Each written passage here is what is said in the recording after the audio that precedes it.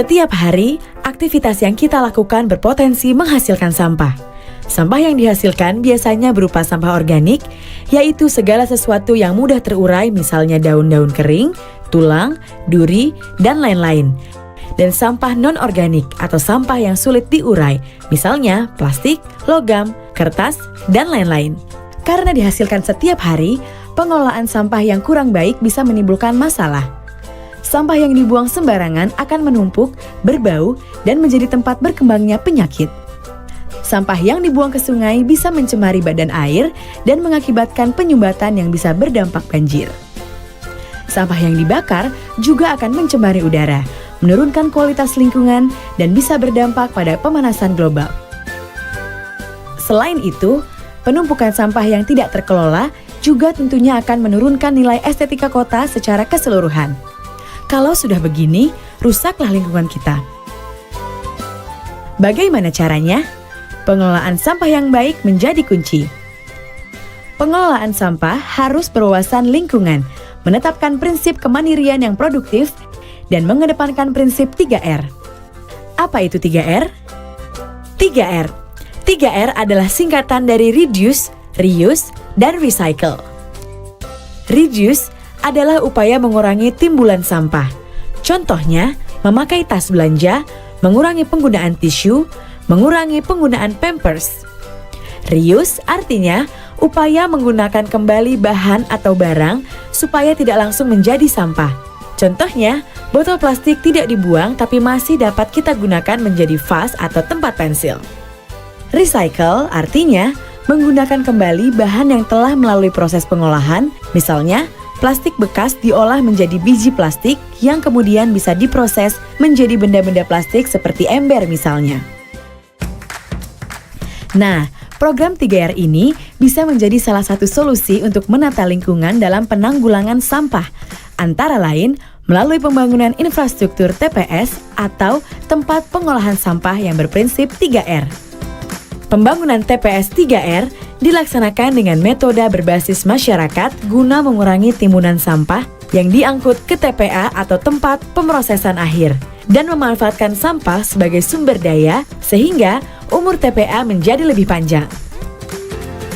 Penanganan sampah di TPS 3R ini meliputi pemilahan sampah, pengumpulan sesuai hasil pilahan, proses pengolahan dengan metode composting dan daur ulang, dan pengangkutan residu ke TPA. Kegiatan berbasis masyarakat sangat menekankan pada partisipasi masyarakat, mulai dari tahap perencanaan, pelaksanaan, pengelolaan, sampai dengan pengawasan. Ini juga dilakukan pada program pembangunan TPS 3R. Program ini melalui beberapa tahapan, yang semuanya melibatkan peran aktif masyarakat, yaitu perencanaan. Tahapan ini dimulai dengan pemilihan lokasi melalui metode selotip atau seleksi lokasi partisipatif. Dilanjutkan dengan sosialisasi program, pembentukan kelompok swadaya masyarakat atau KSM, dan tim swakelola. Dalam tahapan ini, KSM didampingi tenaga fasilitator lapangan atau TFL membuat dokumen perencanaan yaitu RKM atau Rencana Kerja Masyarakat sebagai dasar persyaratan bantuan dari pemerintah melalui Satuan Kerja Pengembangan Sistem Penyihatan Lingkungan Pemukiman Daerah Istimewa Yogyakarta. Pelaksanaan. Masyarakat didampingi TFL melaksanakan tahapan pembangunan TPS 3R. Dalam tahapan ini, KSM dari tim swakelola menjadi pengelola kegiatan baik dari segi keuangan maupun segi teknis. Pengelolaan pasca konstruksi. KSM mengelola TPS 3R dengan cara mengolah sampah yang ada dengan memanfaatkan iuran dari pelanggan untuk biaya operasional, serta mengembangkan TPS 3R. Misalnya, membuat suatu bisnis plan dengan menjual kompos maupun sampah hasil pilahan karena sampah juga masih memiliki nilai jual, sehingga dapat meningkatkan ekonomi masyarakat. Sampah bisa berubah menjadi berkah apabila kita bijak dalam mengelolanya. Penanganan sampah yang baik dan benar juga akan menciptakan lingkungan yang bersih sehingga membuat hidup kita menjadi nyaman dan sehat. Dan itu bisa kita wujudkan melalui partisipasi dan peran aktif kita semua.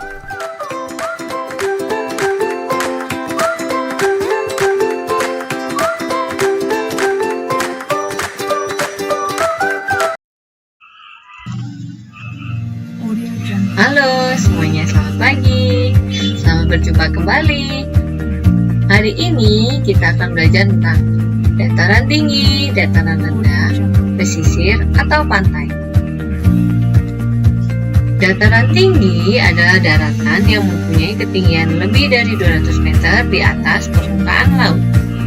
Dataran tinggi biasanya merupakan daerah yang sejuk.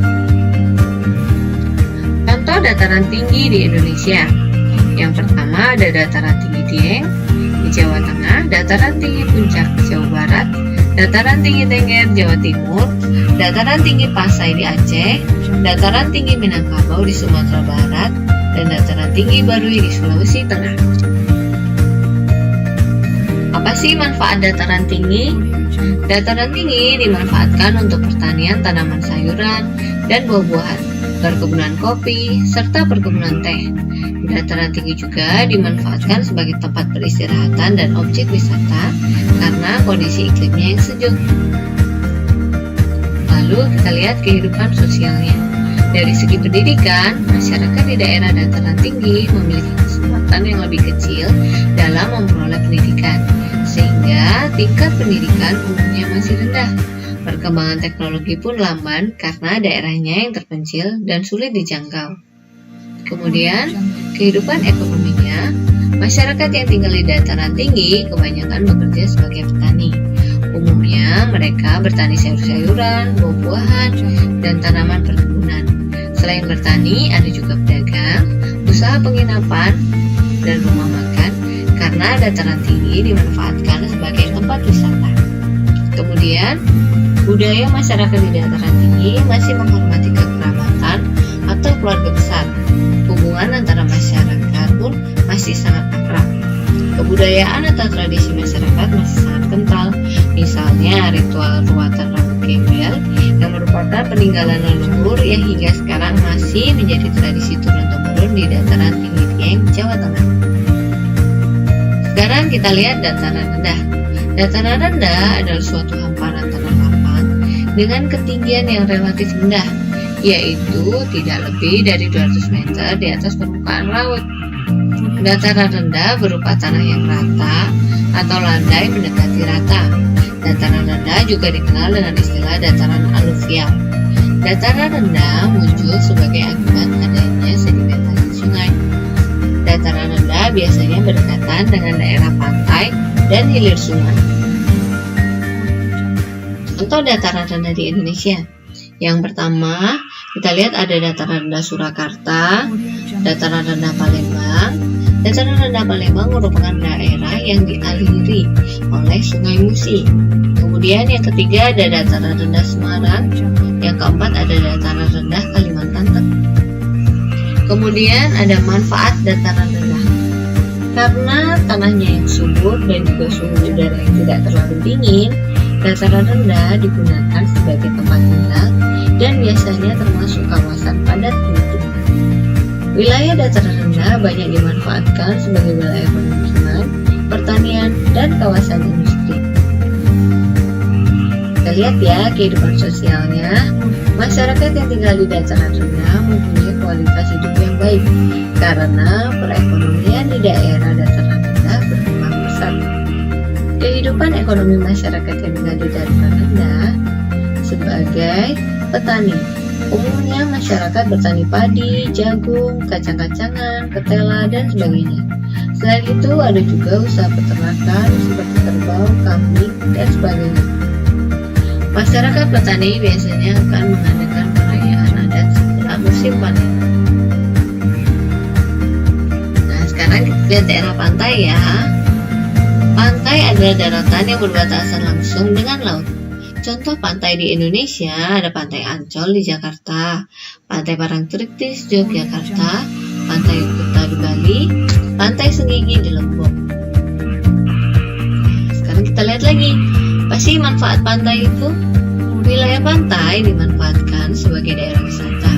Banyak turis domestik atau turis dalam negeri dan turis mancanegara atau turis luar negeri yang berasal dari luar negeri berrekreasi di pantai. Wilayah pantai dimanfaatkan sebagai tempat penangkapan ikan, pengolahan garam, pelabuhan laut, dan tempat rekreasi. lihat ya kehidupan sosialnya. Masyarakat yang tinggal di daerah pantai umumnya lebih cepat berkembang dan lebih dinamis. Pengaruh-pengaruh dari luar cepat masuk ke daerah pantai. Kehidupan ekonominya kita lihat, penduduk yang tinggal di daerah pantai bekerja sebagai nelayan, petani tambak, petani garam, serta pengrajin hasil laut seperti kerang, bunga karang, dan batu-batu laut. Kita lihat budayanya ya. Masyarakat yang tinggal di daerah, misalnya di daerah pesisir pantai utara dan selatan Jawa, biasanya mengadakan upacara adat larung sesaji. Upacara ini digelar sebagai rasa syukur atas hasil tangkapan ikan selama melaut dan sebagai permohonan agar mereka selalu diberi keselamatan dalam usaha serta mendapatkan hasil yang melimpah. Jadi, keragaman sosial budaya dan ekonomi yang ada di Indonesia dipengaruhi adanya perbedaan alam lingkungan setempat. Ada daerah dataran tinggi, dataran rendah, dan daerah pesisir atau pantai. Oke, terima kasih kegiatan pembelajaran kita hari ini ya. Sampai bertemu pada kesempatan berikutnya.